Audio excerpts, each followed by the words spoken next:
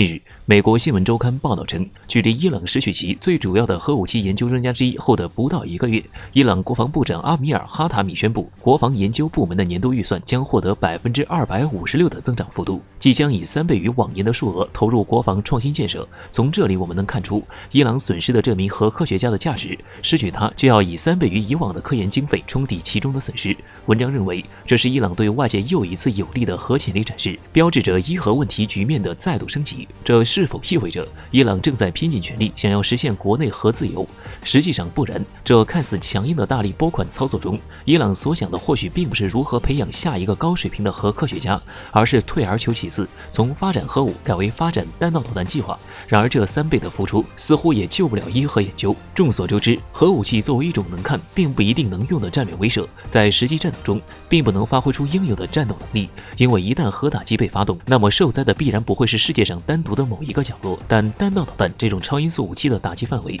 可使用情况就广泛得多，使用起来的限制也不如核导弹那么绝对。因此，英媒《卫报》14号消息称，伊朗宣布，如果美国重新加入伊核协议，并恢复与伊朗互不干扰的关系，那么在美国采取此项措施后的1个小时内，伊朗也将重回伊核协议的规定范围内。意思就是，美国的制裁令伊朗受不了了，宁愿接受伊核协议，不再发展核武器，转而发展超音速武器，同样都是自保，这样不受美国干预的稳定发展才是伊朗希望看到的。对此，美国显然不愿意就此放任伊朗发展核武器外的其他威胁性战略武器，所以借机指责了一番伊朗涉嫌参与绑架前联邦调查局特工一事。对于这种额外的压力，伊朗还是稍微硬气了一番，称除了重建伊核协议外，对于弹道导弹计划不接受任何的更改。至此，我们看到伊核协议在美国的不断挑事下，似乎隐隐有着死而不僵、还没凉透的意思。而伊朗也希望能够与美国的关系恢复到过去有商有量，不这么一言不合就发动致命打击的地步。眼看着美伊关系似乎开始趋近于缓和，俄罗斯方面有所表示，俄专家敲了敲伊朗那边的警钟，告诫道，美国并不值得信任，连以色列都不信任这个最亲密的盟友，所以美国是不值得任何信任的。如此看来，伊朗如果真想重建伊核协议，恢复往日平静的生活，前方道路上可谓是困难重重，不仅要面对美国的持续刁难，还要考虑到国内的一些不满，而且自己的盟友对于这种试探也并不看好。最重要的一点是，在美国面前，伊朗尚且没有真正拿得出手的筹码和美谈判。如果真要说的话，中俄能算得上是他的筹码之一，但毕竟是伊朗自己的事，更多的还是要伊朗自己处理好。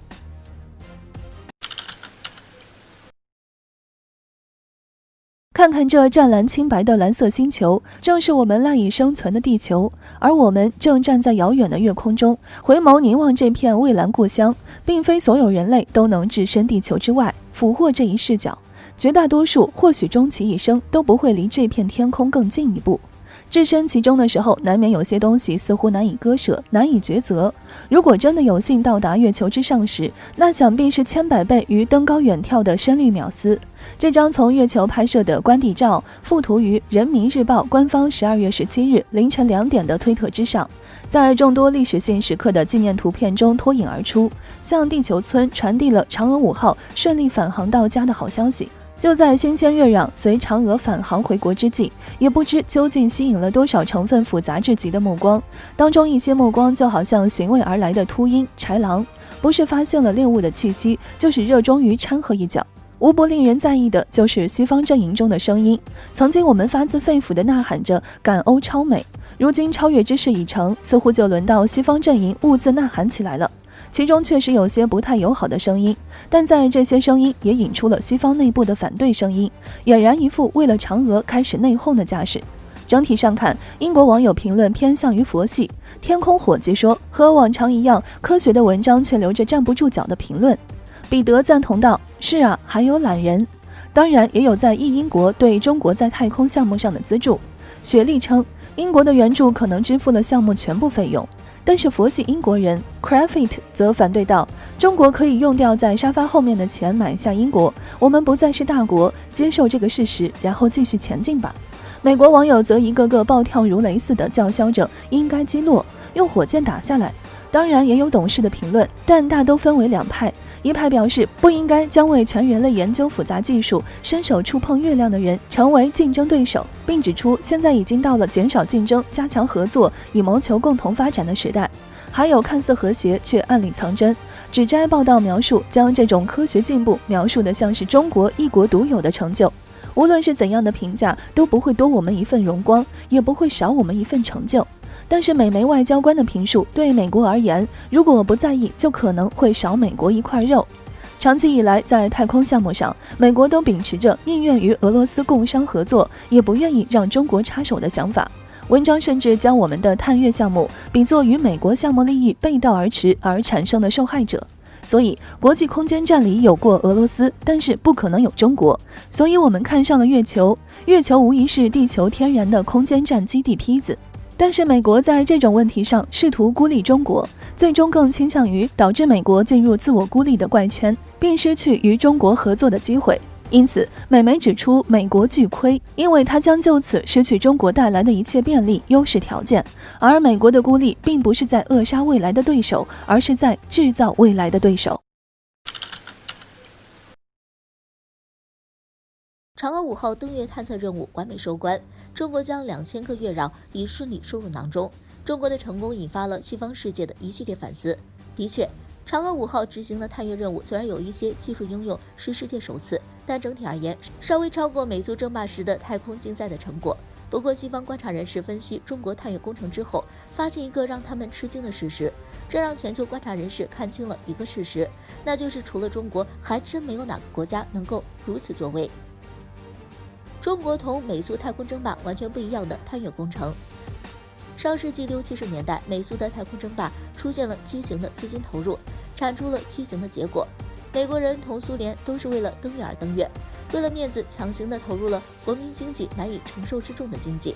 以至于在虚假的繁华之后一地鸡毛。中国人则不一样，中国的太空探索任务是建立在实际可行的基础上的，且目标不是好面子那么简单。大量的资料显示，中国的太空探索和探月工程更多的是将聚焦在太空太阳能技术研发、开采利用月球背面资源、探测小行星资源等等，这些都能为中国自身的发展以及人类的文明发展带来实际好处。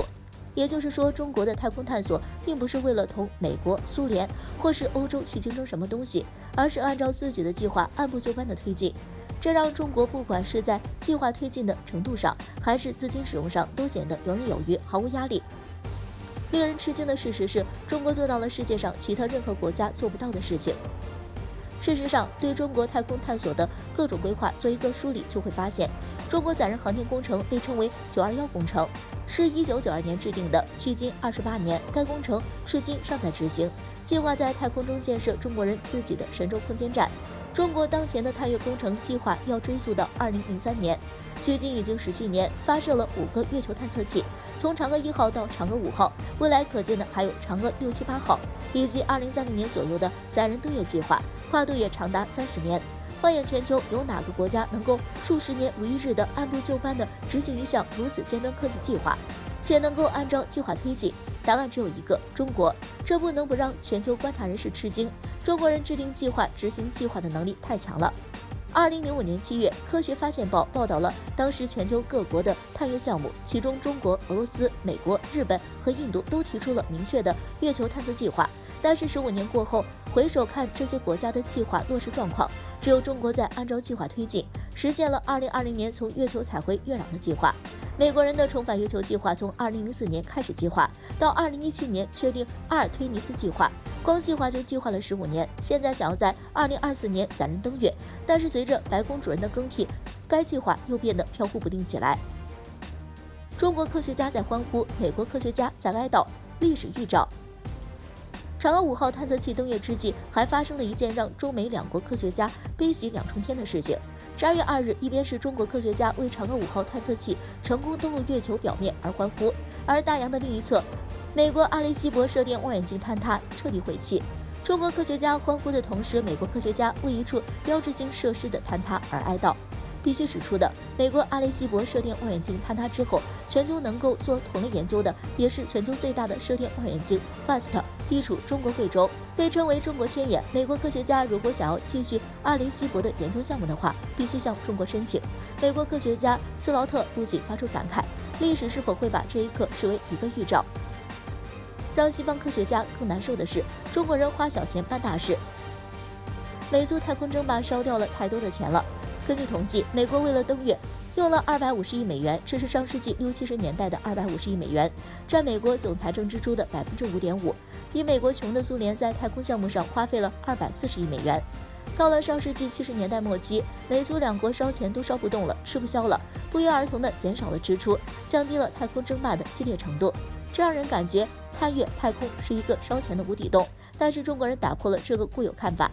中国将太空探索、探月工程打造成了一个可持续发展项目。根据此前官方披露的数字，1992年到2012年，中国太空项目一共花费了390亿人民币，按当时汇率不到60亿美元。而美国2014年的太空项目预算就高达80亿，2019年高达215亿美元。而探月工程项目花的钱少的就更加夸张，14亿人民币用了3-4年，一年3-4亿人民币，也就是6-7千万美元，这让人难以置信，中国人究竟是怎么做到的？事实胜于雄辩，中国的确做到了。